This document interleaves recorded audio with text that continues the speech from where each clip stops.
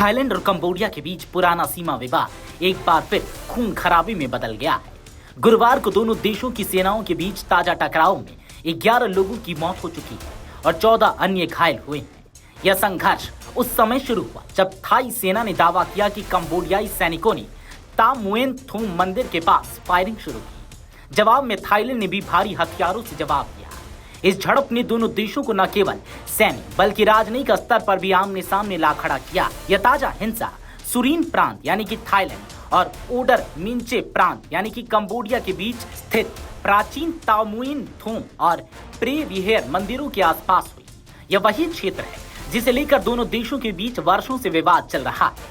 Thailand ने पुष्टि की है कि उसके कुछ सीमावर्ती इलाकों पर कंबोडिया से गोलीबारी की गई, जिसमें एक नागरिक की मौत हो गई और एक 5 वर्षीय बच्चा समेत 3 अन्य गंभीर रूप से घायल हो गए। थाई सेना के प्रवक्ता सुरसंत कोंगसिरी ने कहा कि जवाबी कार्रवाई में थाई एयरफोर्स ने कंबोडियाई क्षेत्र में स्थित स्ट्रैटेजिक ठिकानों पर हवाई हमले किए। हालांकि कंबोडिया के रक्षा मंत्रालय ने इसका कड़ा विरोध जताते हुए दावा किया कि थाईलैंड ने उनके क्षेत्र में सड़क पर बम गिराए, जिससे आम नागरिकों की जान चली गई। सोशल मीडिया पर सामने आए वीडियो इस भयावह स्थिति की गवाह देती है, जिसमें लोग बंकरों में छिपे नजर आ रहे हैं और दूर से गोलियों की आवाजें सुनाई देती हैं। इस टकराव ने राजनयिक मोर्चे पर भी हालात बिगाड़ दिए हैं। गुरुवार सुबह कंबोडिया ने थाईलैंड के साथ अपने राजनयिक संबंधों को निचले स्तर पर लाने की घोषणा की। उन्होंने थाई राजदूत को निष्कासित कर दिया और बैंकॉक स्थित अपने दूतावास के कर्मचारियों को वापस बुला लिया। यह निर्णय थाईलैंड द्वारा अपनी 3 सीमा चौकियों को बंद करने और कंबोडियाई राजदूत को निष्कासित करने के जवाब में लिया गया। दोनों देशों के बीच बातचीत के सभी दरवाजे लगभग बंद हो चुके हैं। तनाव का एक नया कारण थाई सीमा पर हाल में मिले बारूदी सुरंगें भी हैं। थाई अधिकारियों ने दावा किया कि ये सुरंगें हाल में कंबोडियाई सेना द्वारा बिछाई गई हैं और इनका निर्माण रूसी तकनीक से हुआ है।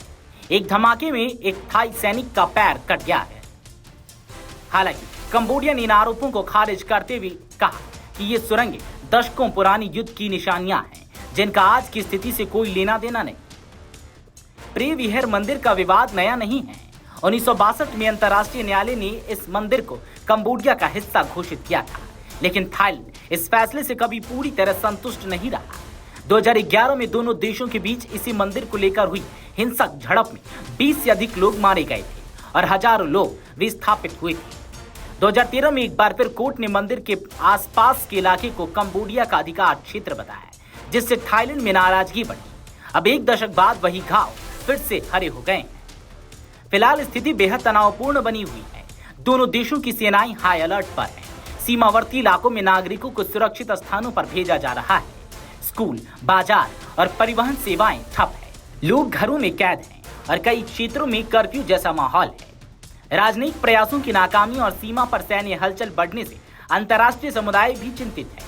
संयुक्त राष्ट्र ने दोनों देशों से संयम बरतने और बातचीत से हल निकालने की अपील की है। वीडियो डेस्क अमरउजाला.com। अगर आप ये वीडियो YouTube पर देख रहे हैं तो हमारे चैनल को सब्सक्राइब कर बेल आइकन दबाएं और Facebook पर देख रहे हैं तो हमारे पेज को लाइक करें।